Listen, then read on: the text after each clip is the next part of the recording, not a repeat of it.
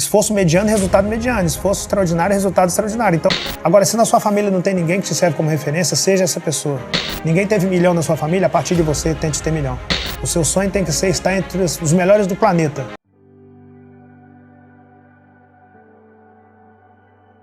Porque eu não gosto da ideia de que seja fácil. Eu falo que qualquer um que te falar que é fácil é um mentiroso. Por outro lado, qualquer um que te falar que é impossível é um sabotador de sonhos. Siga a luta independente de quão complexo seja a caminhada, de qual é a sua idade, qual é a cor da sua pele, de quantas pessoas te apoiam, etc.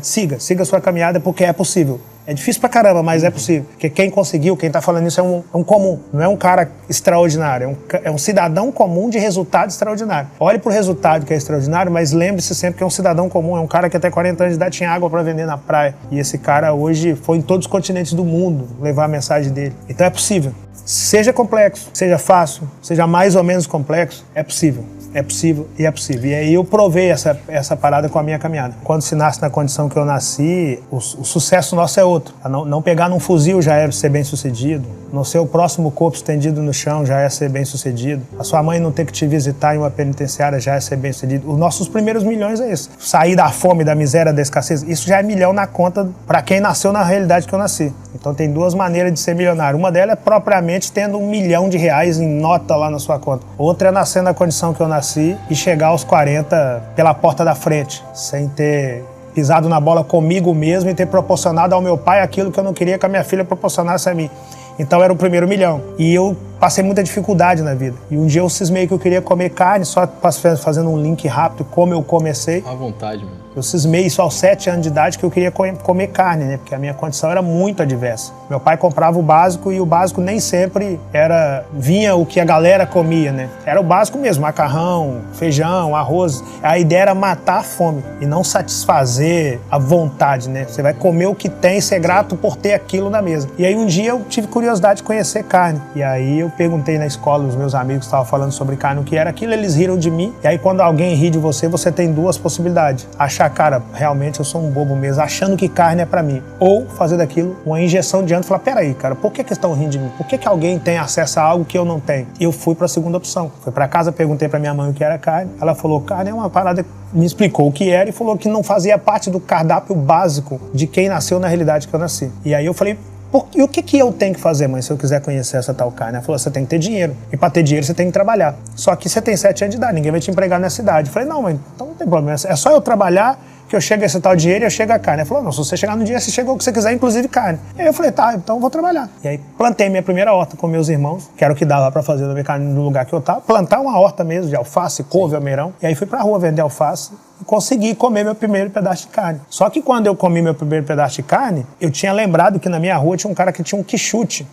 E aí esse garoto tinha um quichute, eu não tinha. E aí eu percebi que se eu conseguia comprar carne, eu conseguia também comprar o quichute. Aí quando eu cheguei no quichute, eu vi que eu dava pra comprar também a conga, que era acima do quichute. E eu comecei a entender que bastava eu ter um desejo e disposição para fazer qualquer coisa dentro de um viés de honestidade para alcançar aquele desejo. E aí eu descobri que a mágica era essa. Eu traço um objetivo, eu traço um planejamento para alcançar esse objetivo. E aí comecei a sonhar outras coisas. Então, o dia que eu entendi a necessidade real do conhecimento e eu vi que o meu tempo estava passando, eu falei, cara, eu tenho menos tempo para chegar. Eu vou ter que ter 10 vezes mais empenho. Aí, nessa época, eu cheguei a ler 4 livros por semana. Porque eu tinha que fazer mais. O empenho que eu tinha até naquele degrau não só me conduziria a resultado baseado naquele nível de empenho. Esforço mediano, resultado mediano. Esforço extraordinário, resultado extraordinário. Então eu dobrei meus esforços. Então o relacionamento é o precioso. 20% de qualquer coisa é talento, 80% é relacionamento. No futebol, inclusive, vários não conseguiram chegar porque eram bons jogadores, mas péssimos em relacionamento, em postura, e aí fica pelo caminho. Eu sempre usei o controle emocional ao meu favor. E por não desenvolver o controle das emoções, a galera não consegue suportar o caos. A galera não consegue suportar uma vaia no Maracanã. A galera não consegue suportar alguém falando que você é a crise. A galera não consegue suportar uma adversidade. Então eu sempre fui emocionalmente controlado. Porque pra mim, Diego, tudo é sala de aula. Eu enxergo que eu não tive a oportunidade de fazer faculdade, então eu fiz a faculdade da vida. Eu aprendi na faculdade da vida que é tudo sala de aula. Qualquer situação que me acontece é uma aula que eu preciso tomar nota, isso aqui eu quero para minha vida, isso aqui eu não quero para minha vida, isso aqui eu descarto, isso aqui eu levo. Você se denomina mensageiro aprendiz, né? Mensageiro aprendiz sempre. Então é uma escolha difícil pra caramba? Porque para desenvolver essa mentalidade que tudo é sala de aula, você tem que ter o cuidado que eu tive com a minha própria caminhada. Eu entendi que eu precisava ser o ator principal da minha própria caminhada. Eu não esperei alguma coisa acontecer para que eu acontecesse. Eu fui buscar conhecimento, eu fui me espelhar no meu pai. Isso é muito importante, porque sozinho e sem autorresponsabilidade você não consegue ter essa visão. Aí você de fato se perde pela falta de visão, não é pela falta de aula. Porque você fala, mas você foi fácil, você teve o seu pai. Tomara que você tenha a oportunidade de ser criado com o seu pai.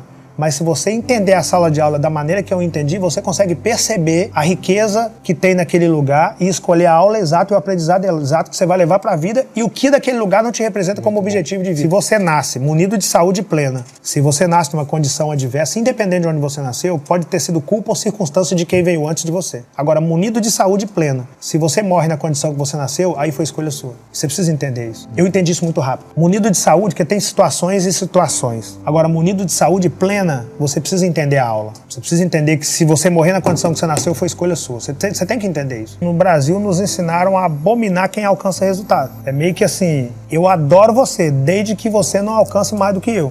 A vida aqui embaixo pode ser um caos, nada de justiça, ou quase nada de justiça, mas Deus, meu parceiro, se você plantar, você vai colher aquilo que você plantou. Na hora dele, na hora que for sua vez, ninguém toma o seu lugar. Não tem alguém que chega atrasado ou chega adiantado, é tudo no tempo dele. 1 Pedro capítulo 5, versículo 6, humilhar-vos, porém, debaixo da potente mão do Senhor Deus, para que no seu tempo ele venha exaltar. Então, se você tiver a fé que eu tenho, o garoto de comunidade eu falo, se tiver a fé que eu tenho e a lealdade que eu tenho para plantar aquilo que eu quero colher, você vai colher. Talvez você não colha na velocidade que você quer, mas você vai colher. Segundo, não esquecer de ser grato ao degrau que você está. Seja lá qual for a vida, como que tá dentro da casa do garoto que chegou na comunidade. Chega lá no caos. Tudo que outro garoto queria ter é a vida que ele tá chamando de péssima. Ele tem que saber disso. Então eu preciso ser grato ao degrau que eu estou e tá de olho no próximo nível. Porque a vida, ela tem uma precisão cirúrgica em punir o ingrato e deixar ele naquele degrau ou jogar ele escada abaixo. Se ele não é grato ao que ele tem, ele não é digno de ter mais do que aquilo. Terceira, o partilhar. Eu costumo dizer que o doar desbloqueia o receber. A vida tem uma precisão cirúrgica em desbloquear o receber daquele que doa. Isso, inclusive, é capítulo do meu segundo livro. Tente entender a sua família.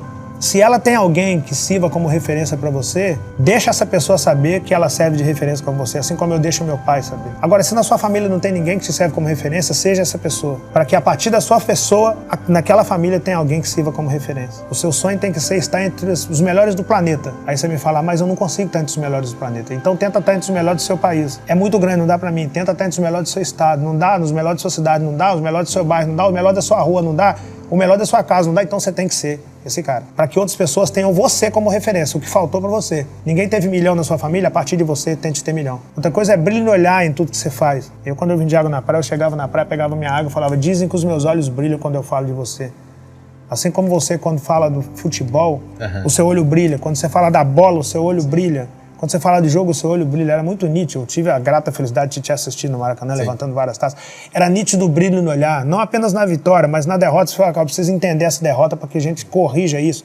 Que às vezes em uma derrota se encontra a chave da próxima vitória e você mostrava isso na sua clareza, na sua convicção de que dava para dar a volta por cima depois de um jogo muito ruim. Venda não é dom.